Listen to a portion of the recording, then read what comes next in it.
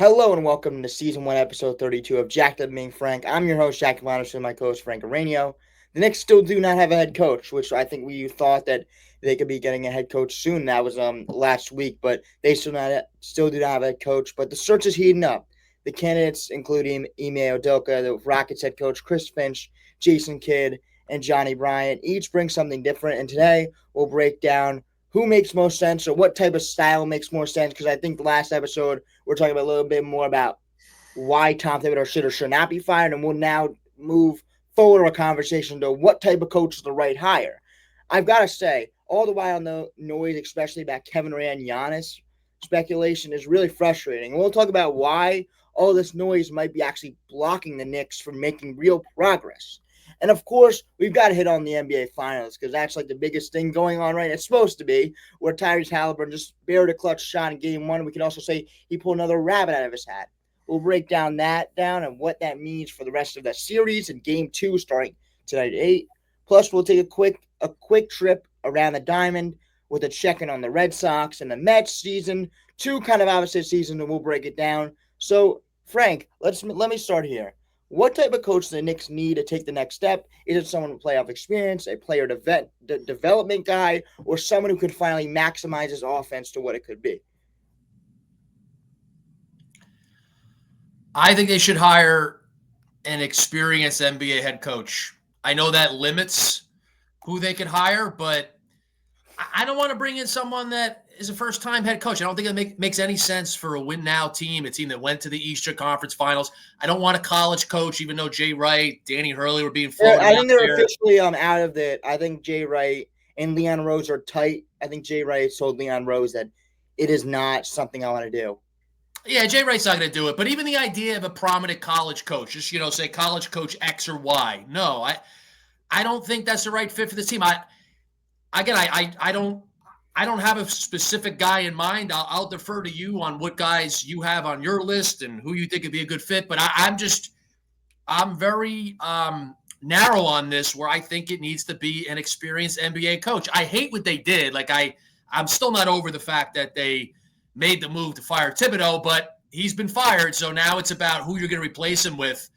But I want an experienced NBA head coach. I don't like the modern thinking with, we're going to bring in some whiz kid who's an offensive guru. That might work in the short term. That may, help the offense. It'll score more points and the numbers will look good.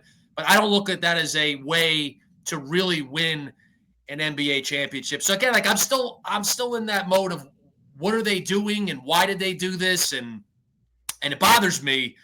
But like we said the last show, they got to hit a grand slam here. They have to nail this hire. They fired a guy who's a very good head coach. You could argue, he's not a fit. And there's plenty of people doing that, and fine. There's an argument to be made there, but I think they put themselves in a position where they really need to nail this hire, or they could really just destroy everything that they've built. So I think it's kind of weird. Their plan is we're going to put Jason Kidd at the top of our board. But again, he can just say, no, I don't want to coach the Knicks. I want to go and say. Why is Jason Kidd, it bothers me. Why is he some prominent candidate? He's a better coach than Tom Thibodeau. It's like Jason Kidd. And I know he fits the description.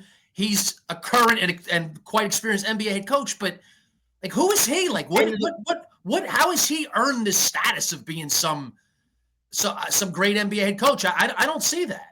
Well, I think it's the thing about the voice in the locker room of being I've been there. I can put a hand around, Cat, Jalen, but whatever player. I can put a hand around X player, and I'm I've been there. That type of thing. And I'm also an experienced coach. I'm not just a player, but whatever. He's been there. So, but I think that the thing is that I look at the pro and cons of Jason Kidd, and I'm look, he's the same coach as Tom Thibodeau.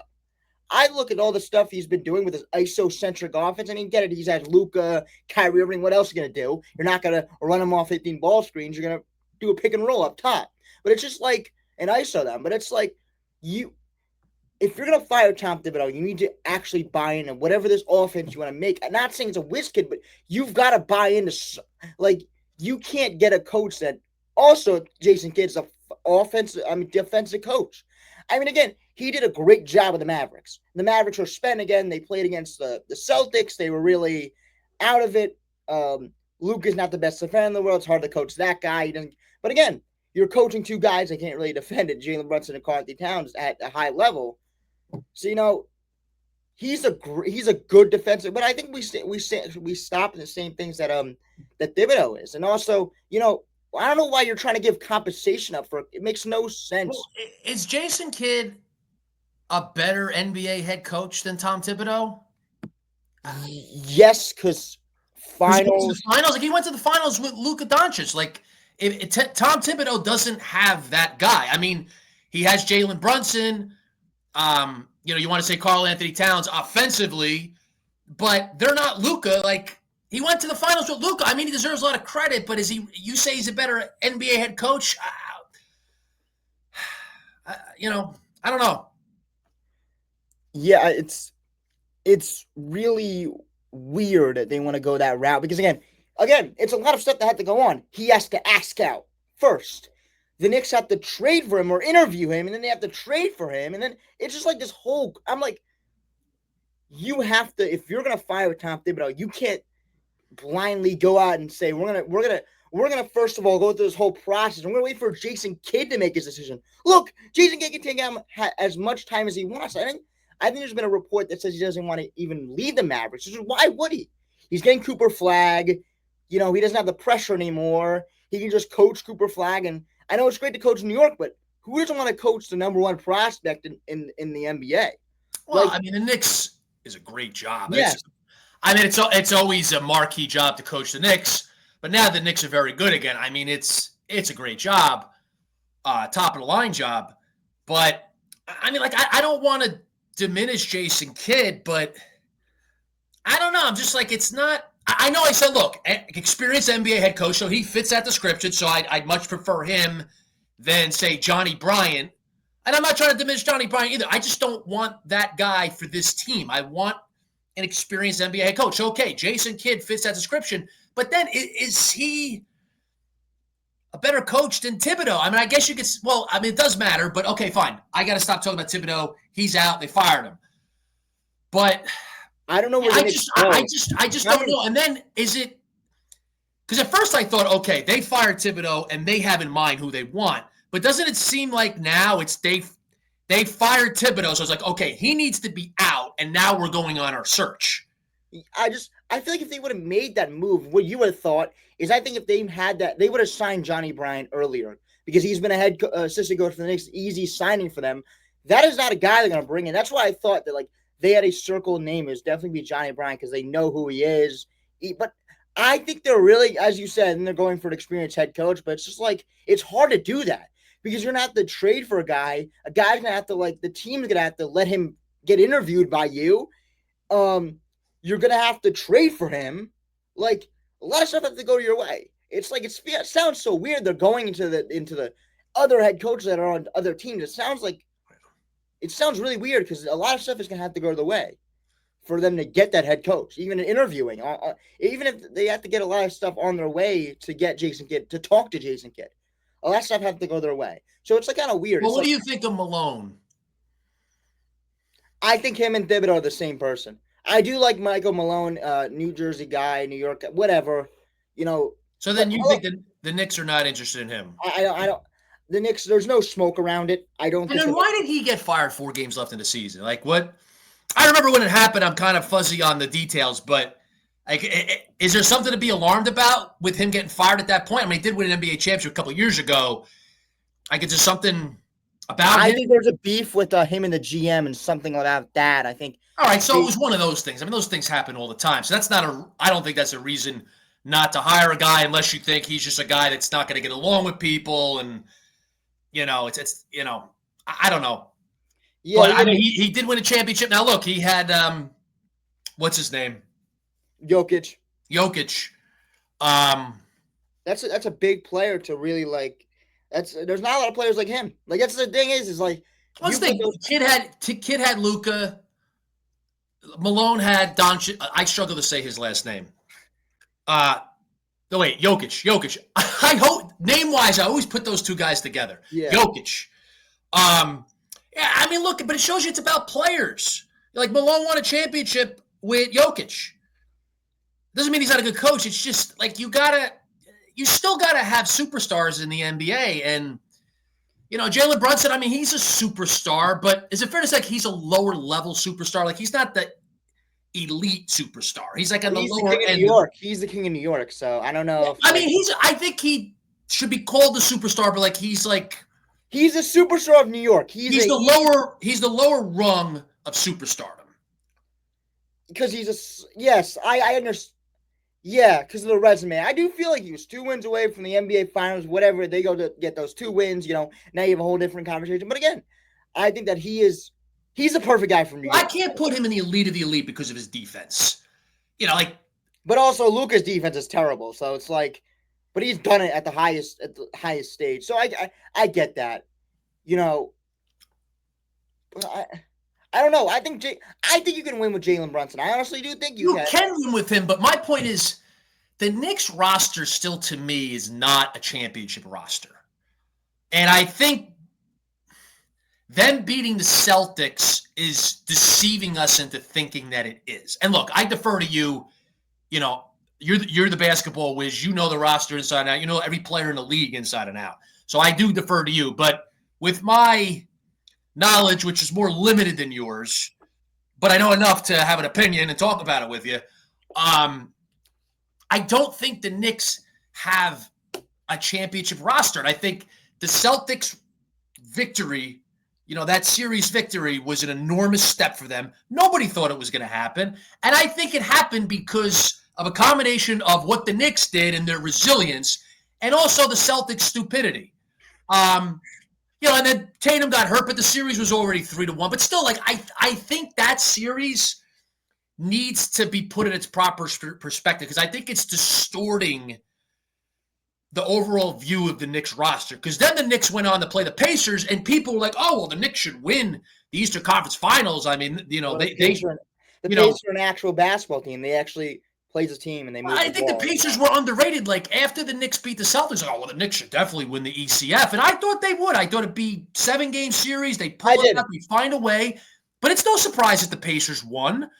So again, you could argue with what I'm saying about the Knicks not being a championship roster, but here's the thing. Again, you got to get better because other teams are going to get better.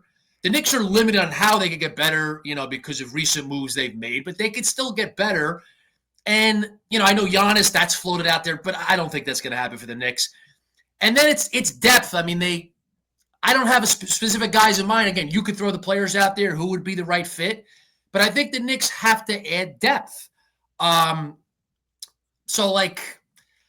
Again, I got to go back to Thibodeau. I was just listening to WFN before. It's Thibodeau, he doesn't play the bench, and that's why the Knicks didn't have depth because he wouldn't play the guys anyway. Well, was that true? If the Knicks had a good bench, you're telling me that Thibodeau wouldn't have played the bench more? He's that stubborn in going 6 or 7 deep? I mean, you tell me, Jack. Was it on Leon Rose's part? Did he just not add depth? Or more depth because of Thibodeau? Or was it, they didn't have the depth, so Thibodeau's okay, I'm going to go with 6 or 7 because that's the roster I have.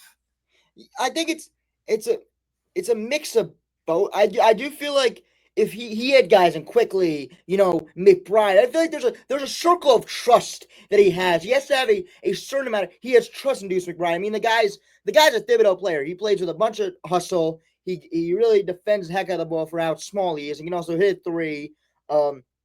He's a guy you trust. Mitchell Robinson, an absolute monster. I mean, you trust those guys. You have the trust. He has to have 100% trust to play you. If he has a little inkling in his mind, he's not playing you. So I do feel like, with the Indiana Pacers, them throwing out random people that you're can they play? Well, they did, and they don't have to wow you, but if they're taking up 5 to 10 minutes, it's enough time for Brunson to get a rest, for someone else to get a rest. It's not saying they make it a big-time difference, but Ben Shepherd, whatever, he played 10 minutes. Thomas Bryant, Tony Bradley took up 10 minutes, and it didn't look like they missed a beat. And, other players the Pacers play, they play a lot of players, man.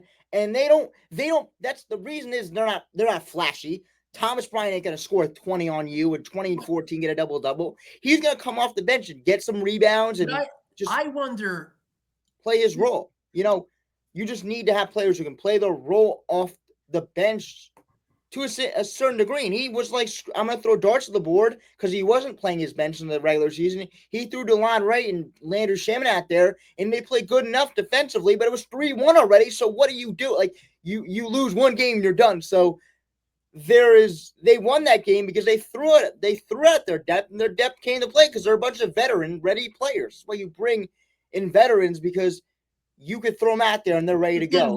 Why didn't Leon Rose fire Thibodeau in the middle of the season? Why didn't he say, like, can you make that argument? Like, he waited too long? Like, should he have? And I don't like, again, on the record, I want Thibodeau to be the coach. But if you really felt this strongly about it, if you're Leon Rose, you clearly identified the things you don't like about the way Thibodeau coaches. So why weren't you even more proactive? Why didn't you fire him in the middle of the season and say, hey, this isn't going to work. We need to get somebody in here who's going to use the depth more, whatever else it is, offensively change some things, because we have a team that can win a championship. That's what we believe. So we got to get that guy in now. Like, why wait to the end of the season? Like, again, the Denver Nuggets fired Malone with 4 games left in the year, which is, that's something else. But, like, I feel like you can make that argument. If Leon Rose really assessed it this way with Thibodeau, he should have fired him in the middle of the season. Yeah, who would have coached? Would have Rick Brunson? Well, that's the issue, but it's like, but if you really felt that strongly, like he's not the guy to take them to a championship, then I think you can make that argument. You should have fired him in the middle of the season and say, hey, we can't do this anymore because we don't want to waste a year. Which, again, I don't agree with this, but I'm trying to follow on with Leon Rose's line of thinking. And Leon Rose is definitely thinking the things he does and has about Tom Thibodeau during the season. It wasn't like all of a sudden at the end of the playoffs, it was, it was an evaluation. It doesn't work. He was seeing this the whole season with this roster. I just feel like it was about the new team and about, like, actually, I think even they should have fired him it's hard to fire him after that season, but I think they should have. Because again, in the middle of the season, you already have a new group. It's like they're trying to gel with each other, and then you bring another, and then you fire Thibodeau. So it's like this whole mumbo jumbo, and it's like they're all trying to gel together. Rather just not do that. But again, I think good, Jack. Sorry, they should have fired him that last season and really found the actual coach, and then bring in those players, and then retool the Knicks. I'm with you, because that to me makes more sense if you think this out. Because it's like, you know who Tom Thibodeau is. He's 67 years old. He's been in the NBA for how long? The guy's an NBA lifer. His life is basketball. He's been the head coach of 3 teams now. He was an assistant for a while. This guy has a whole resume, a whole career. You know exactly who he is. So if Leon Rose has these issues with him now that led him to firing him after they went to the Eastern Conference Finals Game 6, after they beat the Celtics in that monumental upset, well, then Leon Rose was thinking the same things about him way before. So he should have been fired a while ago. Like, why has he been your coach this long if you don't believe in him now? Because you know who Tom Thibodeau is. Yeah, again, we talk about stubbornness. He was not going to change. There was no way he was going to change. I mean, he did change. He played more players, but that was back against the wall. It's like he's not going to change. Or was it Leon Rose thought Thibodeau was a fit for the roster prior to this year?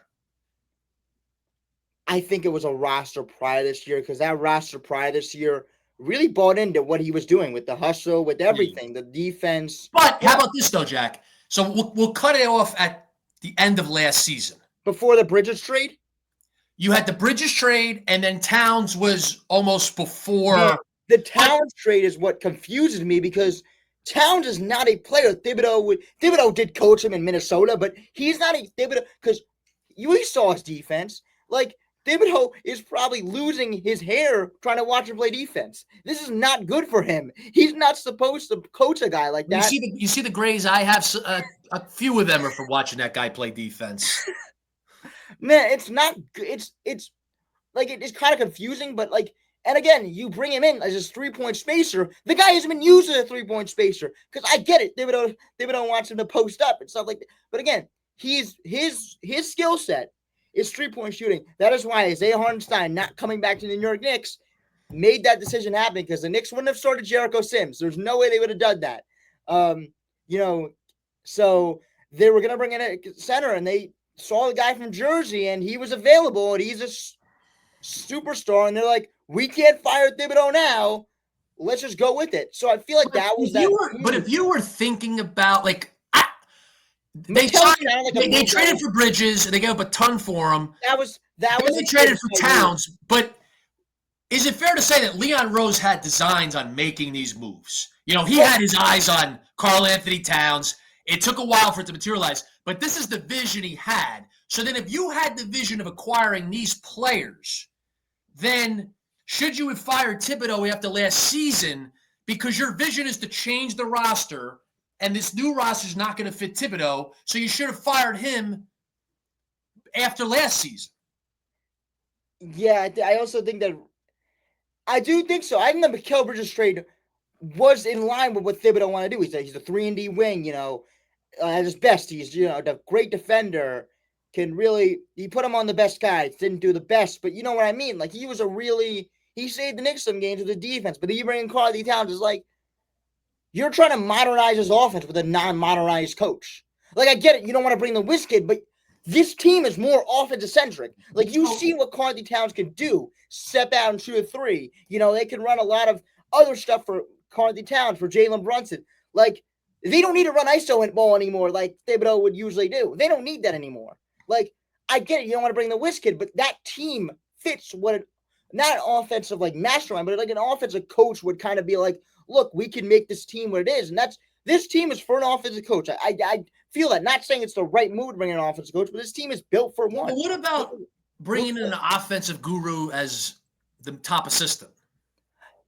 I don't understand, because I don't know. You know this stuff inside and out. They lost. I think. What is the specialty of the Knicks assistant coaches? It's Rick Brunson's, Jalen Brunson's dad, and then Maurice Cheeks. I don't know what they really do. But so then, if you don't have an offensive guru on the assistant, they had Johnny Bryant though, and then he went to Cleveland. He was really good. So there's got to be a Johnny Bryant that you could bring in as the top assistant. I don't want a Johnny Bryant as the head coach, but can't you bring a guy in who's an offensive whiz that could be the top assistant and go to Thibodeau and say, hey, look, this is what we're doing. We want you to be the head coach, but we're bringing in an offensive guru. If you don't like it, we're firing you. I'm fine with that. Like, that I'm okay with, because then Thibodeau's got to be flexible. It's like, look, we want to change things offensively and tailor to this personnel. We love you as a head coach. You're running the thing. You're defensive-minded, right? But we need to bring in a top assistant to run the offense. That's what's like irked me the whole entire season. I don't want to be the guy that hates on the assistant coaches, because like, what am I supposed to like? That's just dumb. Like, but like the assistant coaches are Rick Brunson, Maurice Cheeks. Shout at him. But the rest, like, the Knicks assistant coaches aren't like. I know Joe Mazzulla we don't like, but like, he was the assistant coach for Boston. That's an actual assistant coach that, not saying we hate on him, but like, he's a type of assistant coach where he can, get them 3-point looks in a time where you saw that. Why couldn't the Knicks have gone that path? Again, I don't know anything about what the Knicks assistant coaches do, but why couldn't you take that approach and go to Thibodeau and say, look, we're bringing in a guy to run the offense. You don't like it, then you go. You could stay, and we love you, but you got to have a guy on your staff that's the offensive guy. Like, teams do that. Like, why couldn't you have done that? Unless Leon Rose, like, again, maybe Tom Thibodeau is that stubborn. He's like, look, Tom Thibodeau has his ways, so we're getting rid of him because we got to change the offense. Yeah. I don't get, like, if it's anything about we need a new voice. Why do you need a new voice? He took them to the Eastern Conference Finals Game 6. Like, that to me doesn't fly. You need a new voice. It's a players' league, and they had a Because players' meeting. you It's a said the players' league, players. and they had a players' meeting, and that was that. Like that was that. They had a players' meeting. Leon Rose and all the ownership sat down and was like, "We're gonna have a players' meeting," which is fine. You know, you lost in the Eastern Conference Finals. There's some rumblings about in the post about whatever Mikel was saying. So let's have a sit down. You know, after the season without the head coach, let's have a sit down. But again, it's a players' league, man. What are you supposed to do I if hate it, nobody wants to dude. play for Tom Thibodeau? Then what do I you hate it. you I can't trade just them all. hate it. I Yeah, hate the way they do this yeah. these days. To me, there's just a certain I look. I yeah, know yeah. there's things that have to change and evolve, no question. And there's things that have changed with basketball that have made basketball better or made sports better. But this whole thing with players being empowered the way they are, like it's just backwards. It's inverted. I don't think it leads to making good decisions. Players were respectful of the veteran head coach who had a great deal of respect and admiration for, but they also pointed out in those meetings that there were things that Thibodeau could be improved.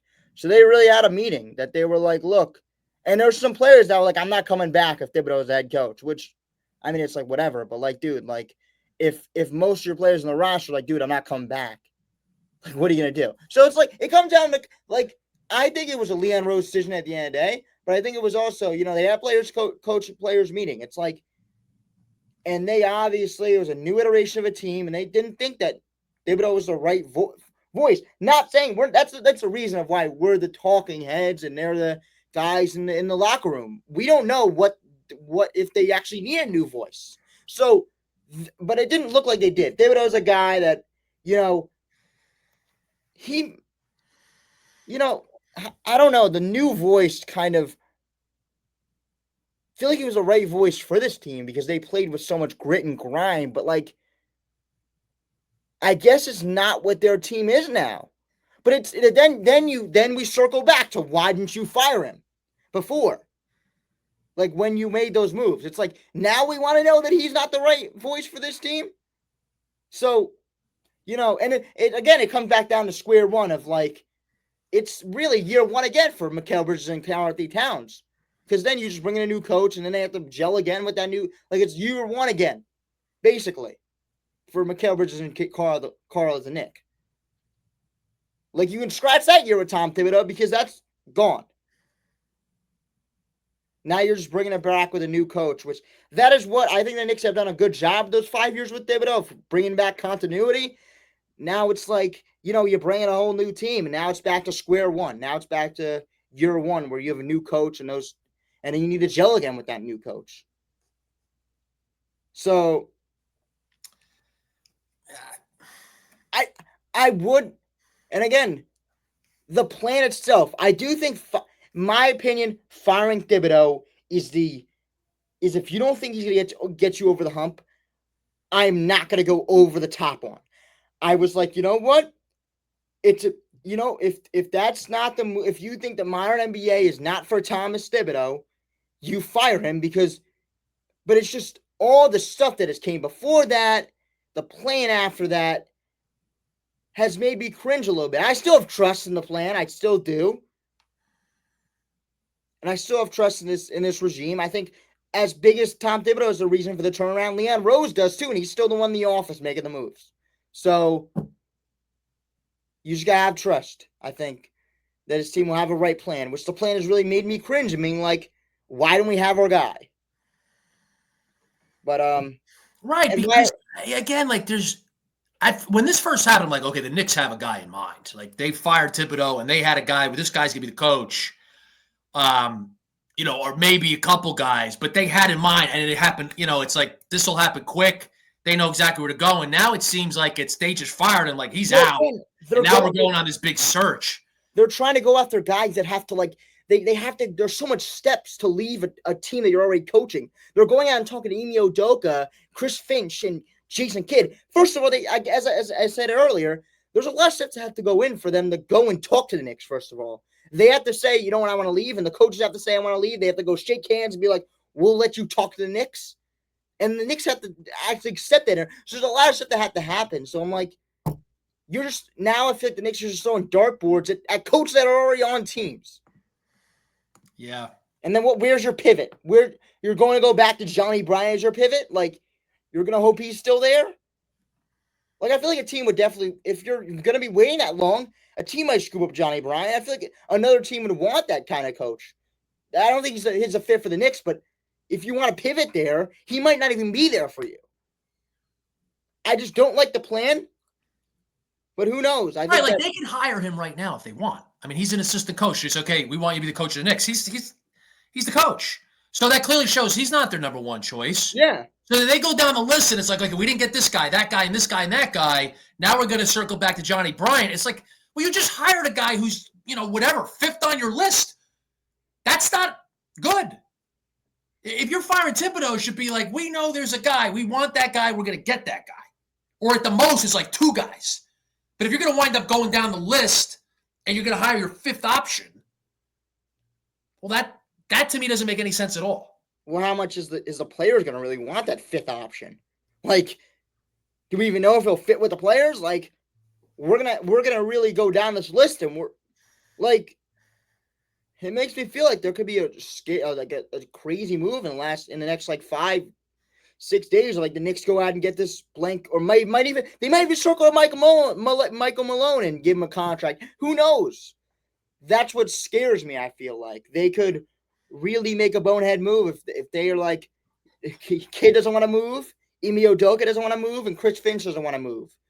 So then we actually have to talk to Mike Malone, and then talk to Johnny Bryant. I guess they're already in conversation. I mean, they know as much as they possibly could know about him, but then you talk to other players, other coaches. So it's like, then you go on that list. That list is bare. Then Danny Hurley doesn't even want to come to your team. I know the college coaches, you've talked about that, but that still is another option if the Knicks wanted to go away, if he was still available. Like, so this is a bad coaching free agency. Like, if there's a free agency for coaches, this is not a good one. So, and Jack, sometimes I just think it's got to be kept simple. I mean, there's a lot to evaluate here, and there's definitely value to the complexity of it, and it's important to look at the details and the complexity, analyze things. But then the simple part of it is, again, Tom Thibodeau.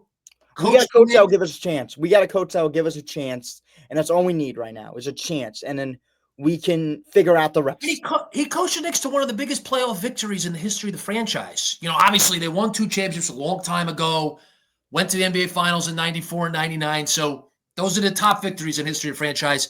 But, outside of those, right, 4 NBA Finals that they went to, they won 2. I mean, the victory against the Celtics in the second round this year is the next biggest victory in the history of the franchise. It's a massive upset like that. I just think, like, sometimes it's just that simple. Like, that he was the coach that led them to that. Whatever the details are, that's what he did.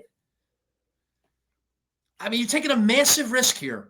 And now it's like, okay, well, we're going to try this guy, but we're going to trade for him. We're going to try that guy, this guy, maybe this guy. And also you're going to wind up with your 5th or 6th choice. It's like, what are you doing? Or you don't even have a coach by draft night. I mean, I guess Knicks don't have a friggin' draft pick because they spend it all on Mikal Bridges, but like, draft night, man. This is a day where you're supposed to be bringing in a second round pick, and you don't have a freaking coach. This guy doesn't even know what coach he's going to be playing for. Let me ask you this, and I wish I would have thought of this during our show last week.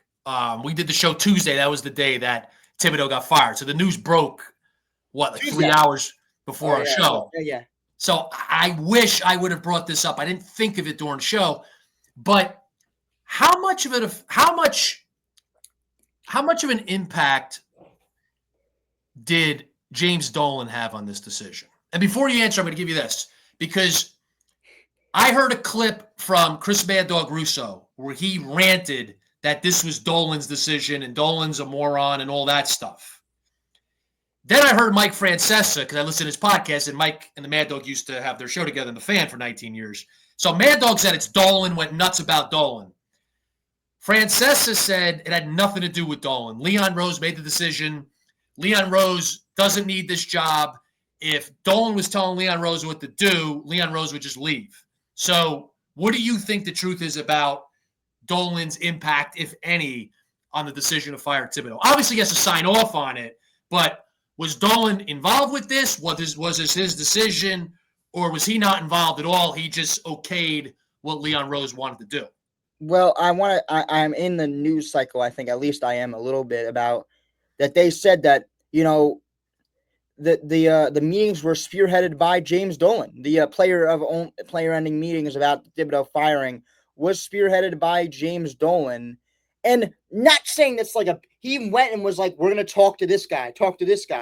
Like, what is he like? This is why I don't hate. Like, I'm not hating this from James Dolan because what is he supposed to do? Everybody doesn't like. There's a lot of guys that think that they don't want to come back to the team. They wouldn't come back to the team if Thibodeau wasn't the head coach. Like, at the end of the day, what are you supposed to do? Like, you're the one asking the questions. Started being like, what do you think? For example, what do you think, Jalen? What do you think, Josh? Whatever. He's probably going out there asking them questions. So it's like, that's why I don't give. I do feel like you got a part in it, but I don't. I think that it was almost all the players, and I feel like he just wanted to get the players' opinion. He was like, "Damn, blank guy won't come back because if Thibodeau's a coach, we might have to fire him." And then Leon goes, "Sounds good to me." And if you walk into the room, if it was James Dolan that spearheaded this, and this happened because he surveyed the players, well, this is garbage. Like, this is the same old Knicks garbage. Because James Dolan is just an awful, terrible owner. I mean, he's a disgrace as an owner. So, like, him getting his hand, like, he's not going to do this because he has a massive ego and he inherited this from his father. Yeah, James Dolan James Dolan reportedly spearheaded the Tom Thibodeau firing. What was clear is Thibodeau's firing being spearheaded by Knicks owner James Dolan. Sources tell Yahoo Sports. Dolan and team president Leon Rose held exit meetings with key Knicks players, and the complaints were clear. Dolan, whom sources said was never a huge Thibodeau fan through the years, asked questions in the meeting while Rose took a secondary role. So it was Dolan. So Mike Francesa, no surprise because he's wrong about plenty of things, was wrong. If this reporting is accurate. That is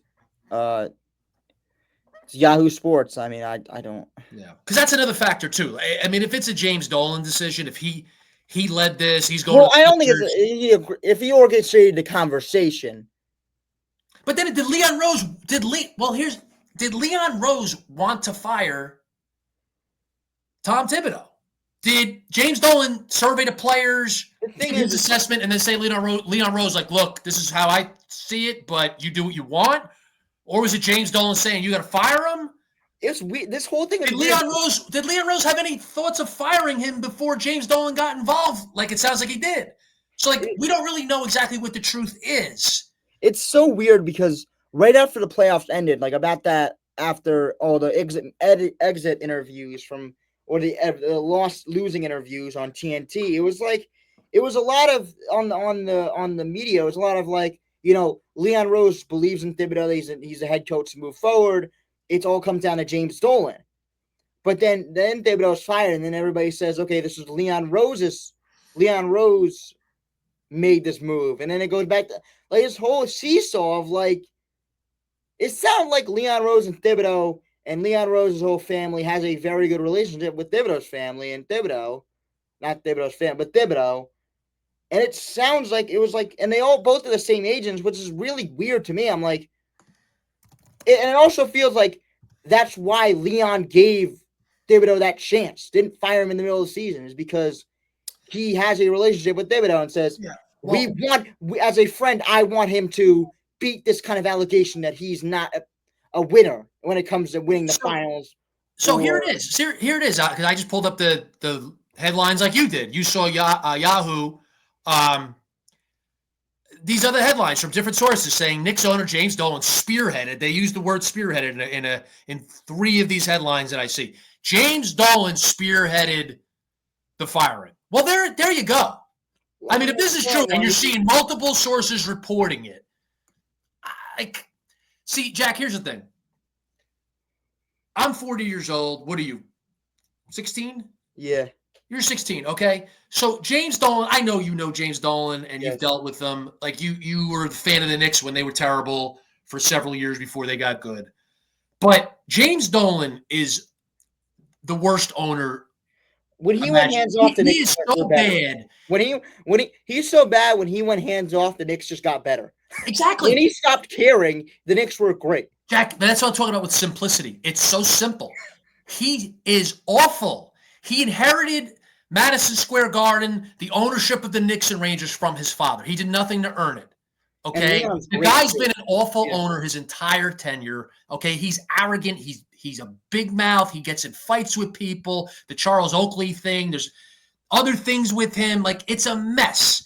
But once he got out of the way with the Knicks got good again. And he trusted Leon, and Leon, he looked into Leon and how he's just like one of the best executives in New York sports. In my guys opinion. like James Dolan can't help themselves. Eventually, he's going to get himself back involved. So, with the Knicks for 2 decades, most of the 2 decades, the Knicks were terrible. They had that very good season in 2013, 2011, 2012, 2013, they had a blip there where they had success, with 2013 being an overall very good season. But largely from 2001 until 2021, 20 years, the Knicks were terrible, okay? Which is a disgrace for the New York Knicks in Madison Square Garden in New York City.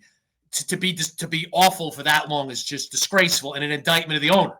But the same owner, James Dolan, with the Rangers, stayed out of the way because the Knicks are his baby. He stayed out of the way with the Rangers, and the Rangers, for the most part, the last 2 decades, from 2006 to now, have been good. They haven't won a Stanley Cup, and they went to the Cup final one time. But the Rangers have largely been good for 20 years. They missed the playoffs a few times, but they're in the playoffs most years. They're a competitive team. Okay, but he stayed out of the way. He hired Glenn Sather way back when, who was the architect of the Oilers when they had their dynasty. So he got out of the way with the Rangers, and you see what happens. But now the Knicks, he got out of the way. The Knicks rebuilt, are very good, and now this guy's getting his hands back in it. Like, I'm getting fired up, Jack, because you know what? This guy, he can't help himself. So if it's true, what we're seeing in those headlines, that this was him, what a disaster.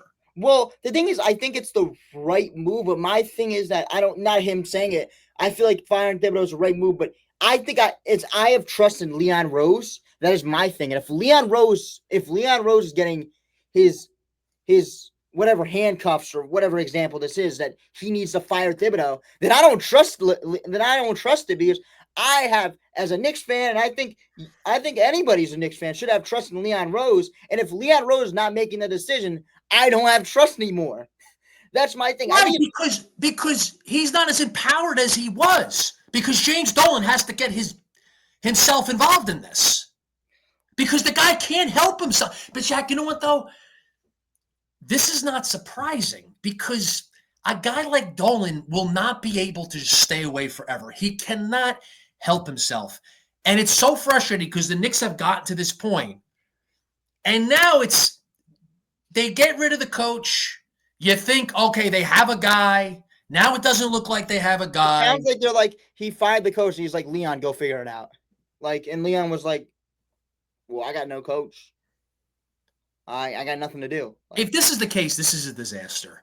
And the Knicks, well, the Knicks will go in the wrong direction there. I mean, this thing is not foolproof. Like, they should be on solid ground, but now they're opening themselves up to not being on solid ground.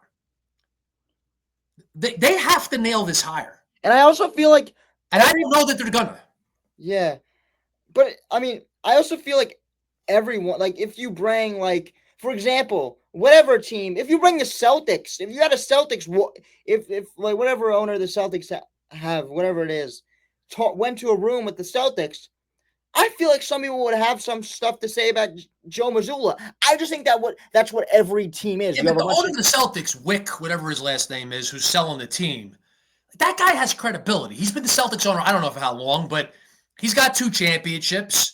The Celtics. Well, also, if he walked in a room and I feel like there was Jaylen Brown, somebody would have something to say about Joe Mazzulla.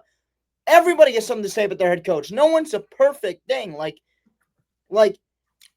I bet there's some players on the team that hate Joe Mazzulla. Whatever. I don't know. It's like whatever. Well, that's why I don't like asking the players what they think.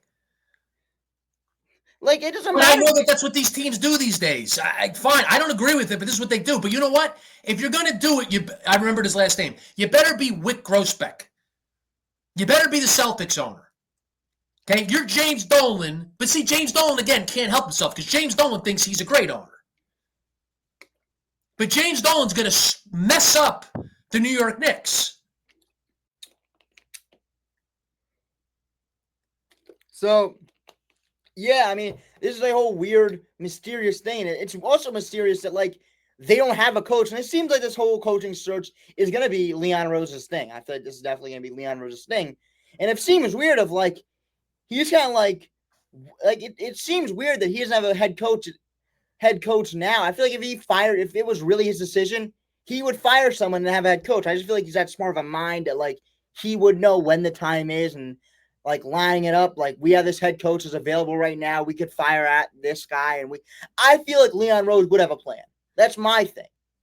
So that's where it comes down to who else in that ownership would just be like, let's fire him, and I don't really care about my plan after that. Like, which, Jack, see, this is why this is coming together now.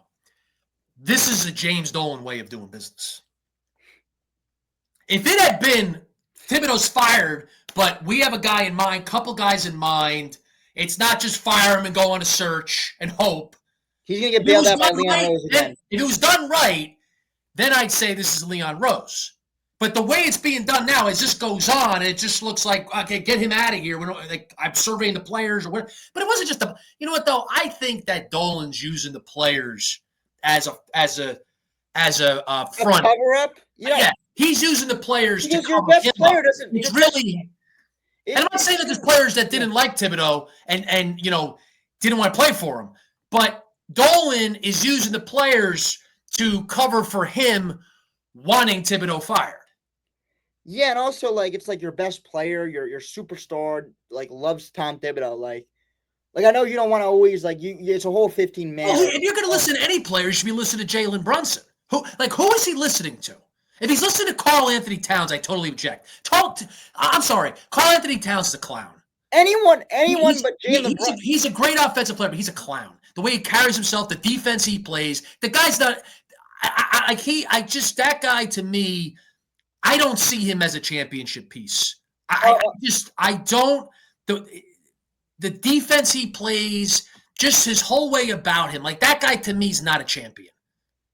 Yeah. And if you're listening to him or you're listening to Mikal Bridges, I'm not listening to those guys. If you listen to anybody, I'm listening to I'm listening to the guy that took $100 million pay cut to make sure Leon Rose can build this team out. I'm listening to that guy who took 100. I know it's whatever. He's committed. He's gonna make. I feel like if you let Jalen Brunson make the decision, he would make a right decision. Jalen Brunson's a winner. He's a winner. He won 2 championships at Villanova. He's been the main reason why the New York Knicks are very good again. The guy is a winner. Cat is not a winner. Yeah, I think that's true, and also I think that could go back to, like, the roster construction, like Leon Rose. Let me ask you this, Jack. I wanted to ask you this. I thought of this before the show, and I know we're going back, but you know what though? I think it's worth going back. Is there a case to be made that the Knicks roster was better 2023, 2024 than it was 2024, 2025? I know they went further this year, but last year the injuries really derailed them. They would have been, if they were as healthy. I'm gonna say they're better this year because I feel like, again, we talked about it. This wasn't a team built for Tom Thibodeau. Like, this is an offensive group. Like, I know everybody could, like, be like, okay, we want to bring Thibodeau back. I mean, so he should have been fired after last season. If this is what they want to do, he should have been fired after last season. Or you know what? They could have just kept with Thibodeau. And I feel like what Leon was thinking is, we're gonna bring him back. I trust him. He's my friend. Whatever. We're giving him a shot to really nip this kind of he's not a finals winning coach in the butt because we trust him at least a little bit to bring him When back. he's not a finals coach, but when has he ever had a finals roster? He had an MVP, but that's the thing. Like he's a defensive guy. It's not his style. Like his style is to bring a team back to relevance. He's not he's not a ceiling raiser, but I think that again, Leon had that kind of trust in him, and we're gonna bring him back. But also, that's why I'm saying, okay, the whole thing, I'm gonna be a guy that's gonna be like, this is, I would, you know what, I would think about firing him too because of the team you have around him, the personnel and everything. I would maybe fire him as well, but it's just the way he gets fired. People making decisions, and also the plan afterwards. I would really take in consideration. But this Knicks, let's put it this way: the Knicks team this past year, put the coach in there too. That Knicks, was that a better team? Wait, last year or the 24-25? DiVincenzo? 24-25. Okay. With those players and Thibodeau, is that a better mix? Or did they have a better mix in 23-24? Because again, 23-24, they lost in Game 7 of the conference finals, but they had massive injuries. This year they were healthy. So if they had the health in 23-24 that they had in 24-25, they almost certainly would have been in the Eastern Conference Finals, and they would have played the Celtics. And you know what? They likely would have lost, but who knows? Who knows? If that team was healthy in 23-24, maybe because the Celtics, I'm just going to say they're such frauds, maybe the Knicks. Maybe that was it. Maybe the Knicks would have beaten them. Maybe the Knicks would have been in the NBA Finals in 23-24. When you after seeing, and I know it's hindsight, but after seeing what the Celtics did in this second round, not to take away from the Knicks, but who the Celtics really are, because they finally played a legitimate team in the playoffs for the first time in 2 years. If the Knicks had played them healthy in the conference finals in 23-24, maybe the Knicks would have won. Well, the Knicks actually had a really good thing with their 23-24 roster with that coach. Yeah, they had a good thing, and they also had depth too. They had two great centers, and not great centers, but good centers in Isaiah Hartenstein and Mitchell Robinson. So they had depth. Like they had they had a team 1 through 8, or 1 through 9. So then now the New York Knicks, their thing now is, because this is what it looks like to me, that they changed the roster dramatically with Karl-Anthony Towns and Mikal Bridges. But I'm focused on Towns here. Like they changed the whole thing for Karl-Anthony Towns, who I don't think is a winning player.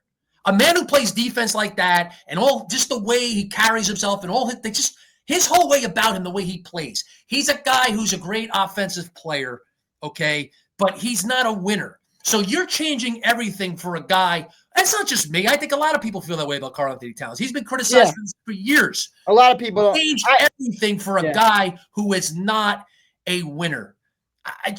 This whole thing, just the more we talk about it, the more we think about it. Now, this Dolan and these reports coming out now, this now is same old Knicks. And that's what really scares me, is you've built something with James Dolan staying the heck out of the way. Now this guy gets his nose back in it because he can't help himself because of his ego.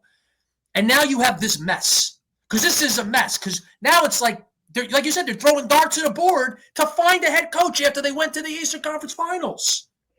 That's the thing that doesn't make sense to me. And also the whole moves for Giannis and KD, those whole rumors, sound like a team that's desperate, not a team that just made the Eastern Conference Finals last year. I don't understand. That's my frustration. Why the heck do you need Kevin Durant? Kevin Durant's been a loser. He's obviously said he'll mess things up even further. That guy. Over and over again, he said New York's not a fun way to play. That guy's not a winner. That guy went to Golden State, got an easy 2 champions. I don't want that guy. I don't want that guy. That guy wants the easy way out. He didn't get it done with the Nets. Forget him. He said he's older now too. The big injury, please. He said New York's not fun, and he wants to go to Brooklyn, so he can stay in the heck. And he's a clown. I want nothing to do with him. No, I hate him. I can't say that because that's not nice. He's a basketball player, but I really dislike him. I think that he's a loser. We talk about Karl-Anthony Towns as a losing player, but I don't put it as the losing players. It's tough to say Durant is he won championship. Okay, fine, but you know what? He's not going to win a championship with the Knicks. He's not. He won can't do it on the championships biggest the stage. easy road with a juggernaut, beyond the juggernaut. Okay, so technically he really isn't a winner. He really is not a winner. Okay, he went to the Nets. I think He didn't win with the Nets, and he wanted to go to the Nets. And Karl-Anthony Towns is not a winner. I guarantee you, he will never win a championship in his career. Yeah, but I hope he does because he's on our team. But I'm going to predict that he doesn't win a championship. I think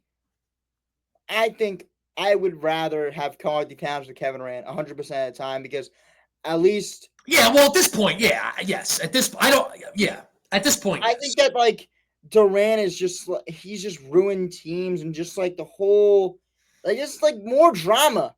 The reason the Knicks are the Knicks because they have a tight knit group of Villanova guys. Not saying that, but that's what's so nice about the 23, 24 Knicks.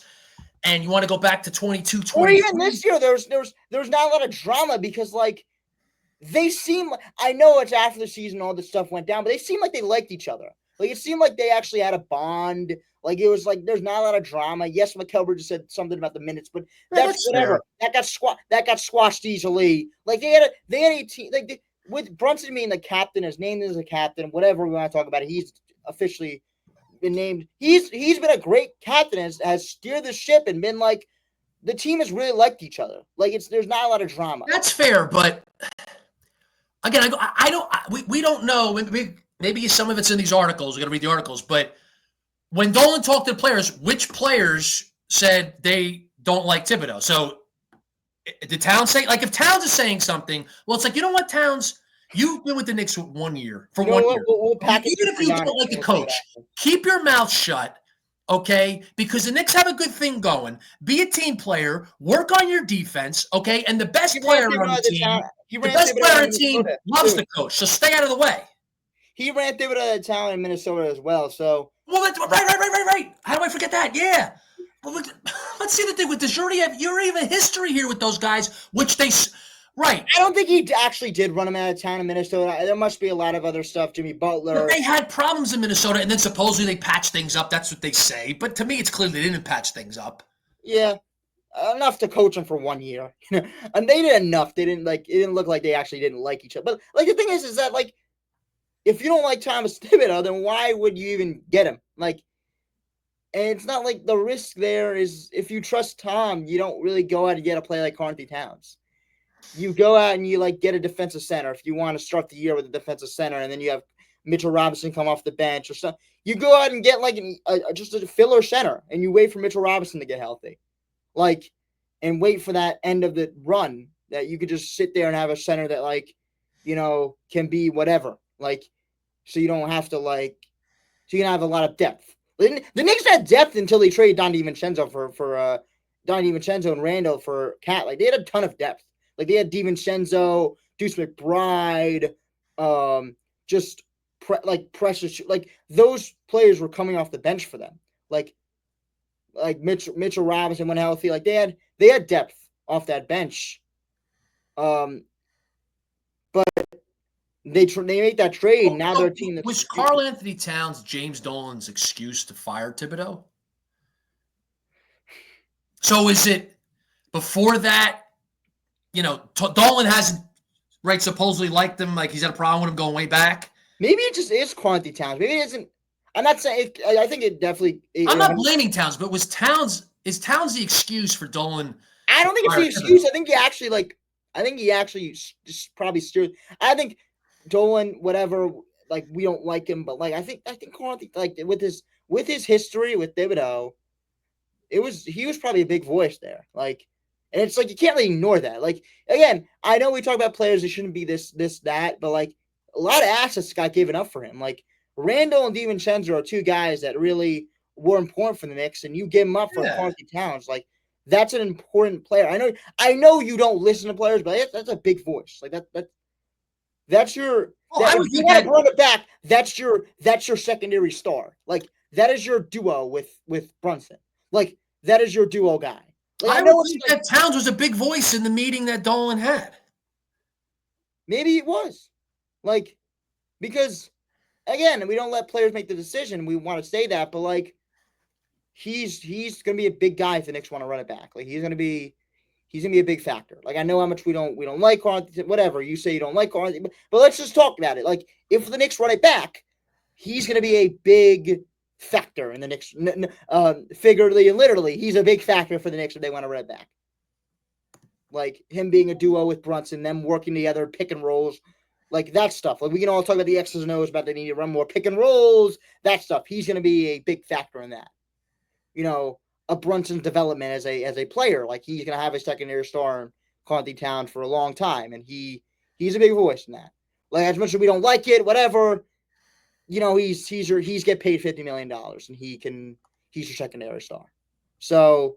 And that's why I don't get the Carthy Towns trade in the first place, because you know the history with Thibodeau, and then also Leon Rose trusts Thibodeau, so it's like, and also I feel like Thibodeau definitely like kind of was like I don't understand the thought process, because it sounded like he signed off on all of these moves. It's like, did he really? Like we gotta really talk about it. Did he really sign off on like those moves? Like how much was he really? Like did they really have him like fired because they didn't really talk to him about those moves that they made? Going out and get Carthy Towns, like, did they really talk to him at all? Sound like not, because that's not a player Thibodeau would want to bring in. Yeah. The OG moves sound like Thibodeau, but like the other moves, like they were like kind of weird. Like Mikal Bridges sounds like a move Thibodeau would want to make, but like not like he's a GM, but Leon Rose and Thibodeau have a great relationship. That's why it sounds kind of confusing that they kind of let him go. But like, which makes me think it was Dolan. Like, forget Mike Francesa. Oh, please, with him, I would never need to bring him into it. But, it really just like the more we talk about it, the more we think about it, this looks like who is Tom Thibodeau's agent? Because a Dolan move. This really this the way it's played out. It just has Dolan's hands all over it. Is Leon Rose Tom Thibodeau's agent? I don't know. Are we? Yeah, I mean, I don't understand like why he would like want him to. Like, he's his agent, and there's no like, it's not like he's been like terrible, so terrible that you have to like ignore like all your friendship with him. Like that, like he's so bad that like you want to like fire him, but like he's not been that bad. Like Knicks fans would be able to stomach if Thibodeau comes back another season. Like Knicks fans are buckling up and ready for that. Like another season. Well, and Rose brought in Thibodeau. And Dolan signed off on it then. Yeah, the whole thing to me has just been handled very poorly, and it has Dolan's hands all over it. So as we get that speculation and all that Dolan stuff, the Knicks stuff, Leon Rose has to go on a kind of, which I trust him. I think he's going to bail out. I think he's going to bail out James Dolan again. I think he might. Yeah, that's it's a good way to put it, Jack. I mean, he might. I think he's going to bail him out again, and I think he's going to find a good coach for the Knicks. That's what I hope, and I think that's what's going to happen. But let's hit on the NBA Finals. Tyrese Halliburton, as I would call it, pull another rabbit out of his hat. That guy he's freaking clutch. And that whole team, I know we talk about superstars and how they matter in the NBA, but no player on that team scored over 20 points in that NBA Finals win. They play as a basketball team. Like, I get it, you want superstars, but then you look at the other side and Shea had scored 38 in a losing effort. I feel like the NBA is turning into, if you have a very solid team, especially with the restrictions from the CBA and all that money, stuff that has been able to get made these parity. If you have a very solid team, 8 to 10 guys of solid basketball players, you could put on a really good show. You could be a big team that could be go to the NBA Finals and win a game or win a few games. And the Indiana Pacers are a very good basketball team that trusts in their coach. And I mean, if you want to go on to and talk a little bit about them, I think that we've shown our flowers to Rick Carlisle and what has he been able to do. Man, I feel like it's tough to doubt the Pacers at this point. I mean, we both picked Oklahoma City to win the series. I said 6 games. Did you say 6 as well? Yeah, so we both said 6 games. I mean, I like sticking with my picks, but the Pacers did it again where they came back from down big. Halliburton, showing he's a superstar and getting it done in the clutch once again. It's tough to it's kind of tough to pick against them. I guess I still am. If I they guess didn't beat the Knicks so I'm many still of times, that NBA if they weren't, mindset of the talent will take over and Oklahoma City will win.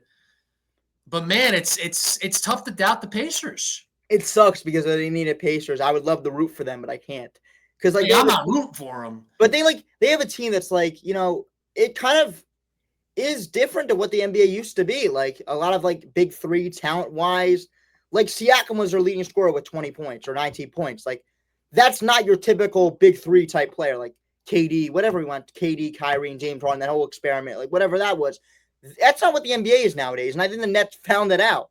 You need to build a very good team, like together. That's how you build an NBA rosters is nowadays just getting solid guys together and seeing if you can and trust and also if it hiring the wasn't right the coach. Pacers, I'd want the Pacers to win. If they were Team X, I'd root for their type of team over the Thunder. I'm not rooting for the Pacers, but I mean, they have a coach they believe in, and that's the big thing is they have a coach they believe in.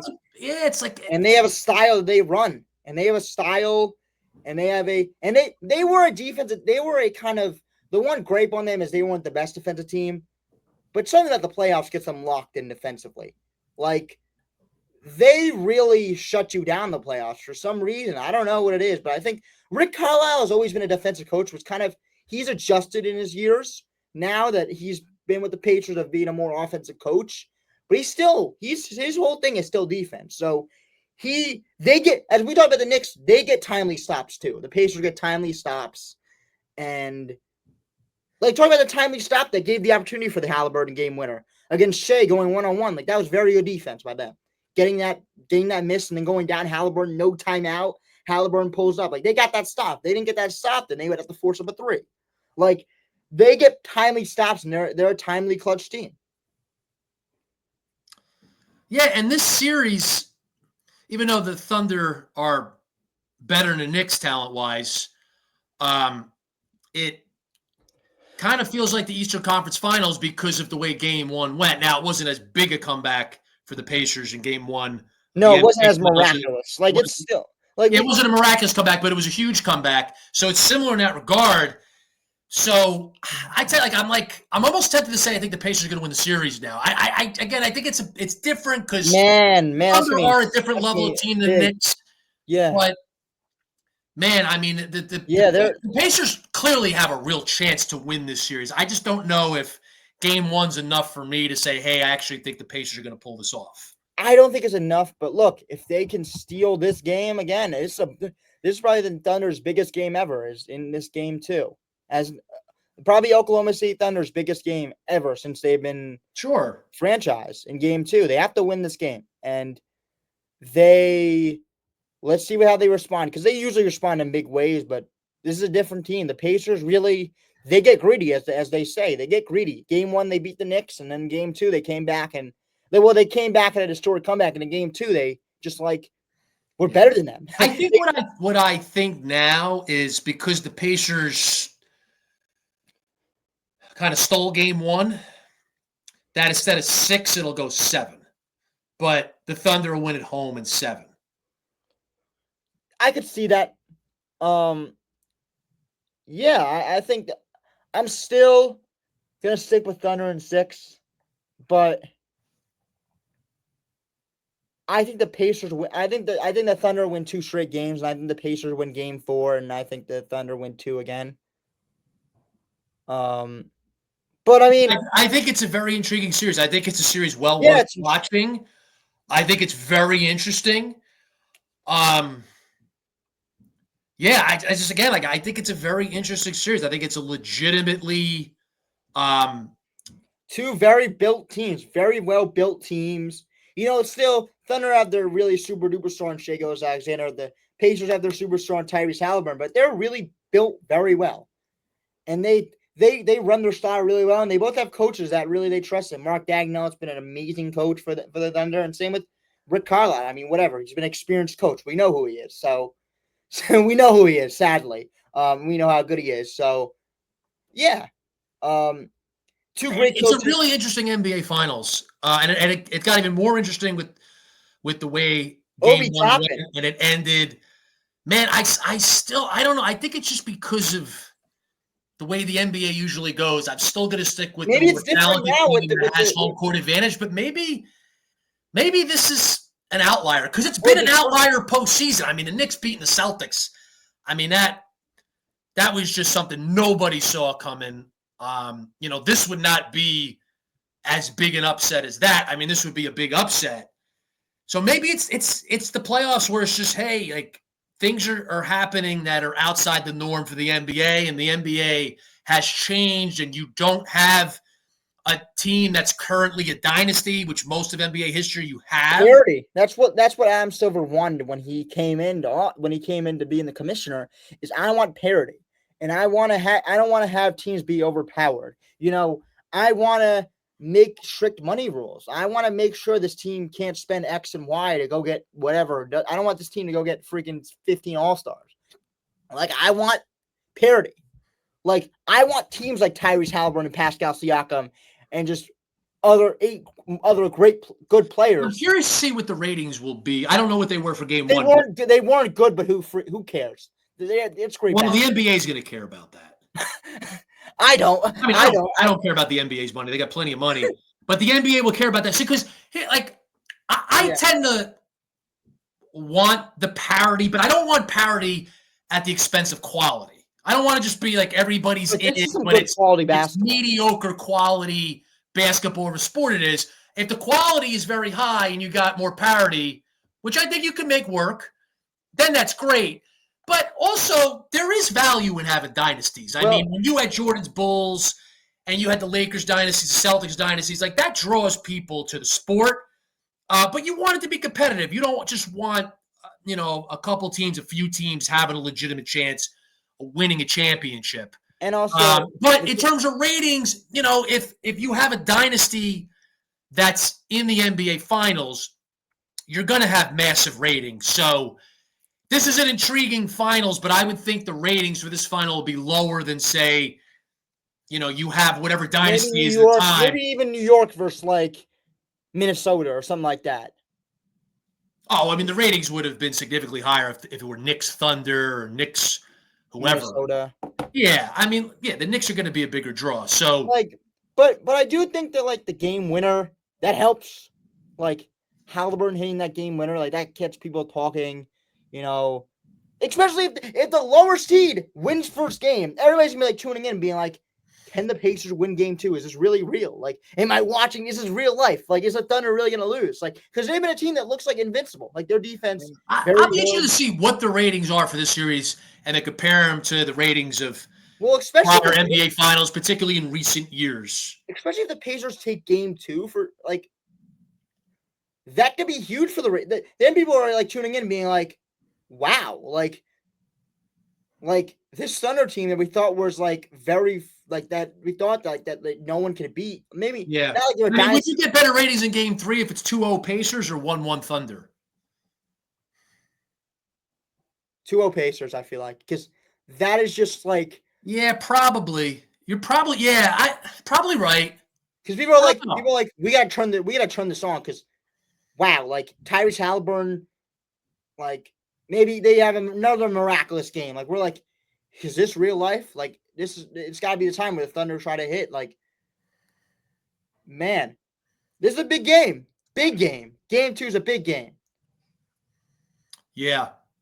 Look, again, it's a fascinating series. I mean, you got small markets involved, but whatever. I mean, if you're a basketball fan, you're a sports fan, particularly a basketball fan, it's a very intriguing series. There's been years the NBA Finals is like I don't have any interest in this, but this Finals is definitely something to watch.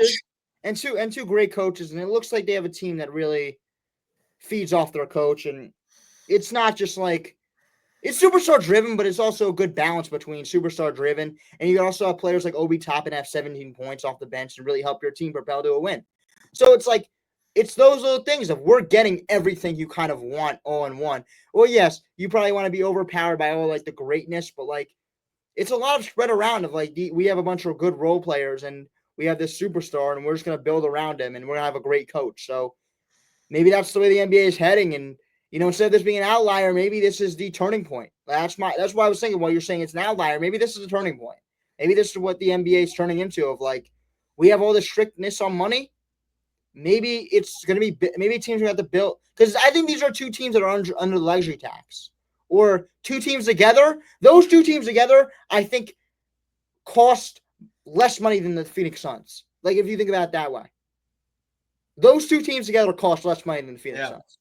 So that's a big turning point, I feel like. Or it could be an outlier, but I feel like it is a big turning point of where the NBA is headed. Of you don't want to scram like $50 million players together when you could spread that money around and really make a great team, which the Thunder and the Pacers are obviously. I hope it goes this way because I want to see team basketball. Again, I want the quality of the product to be very high. But look, I have my problems with modern basketball, but we've seen some interesting series and entertaining basketball in these playoffs. I mean, again, I just keep going back to Knicks Celtics, Knicks Pacers, the Denver Minnesota series went 7. So yeah, again, like this is an intriguing, interesting finals. Okay. So we'll talk about baseball next time. I think we'll get into baseball next episode. We'll talk a little. Yeah, we talked. Yeah, we went quite extensive with the basketball, but again, I mean, there's so much to talk about basketball with the Knicks, the finals. So it's really part of basketball season right now. So the next episode, we'll definitely discuss about baseball and how the Mets and the Red Sox are shaping out, and we'll both give our conversation about that. We'll both give our opinions, and then the NBA Finals we'll keep going. Hopefully, they're still playing because that means the series is good. So we'll see you guys next time. Peace out, and let's go Knicks.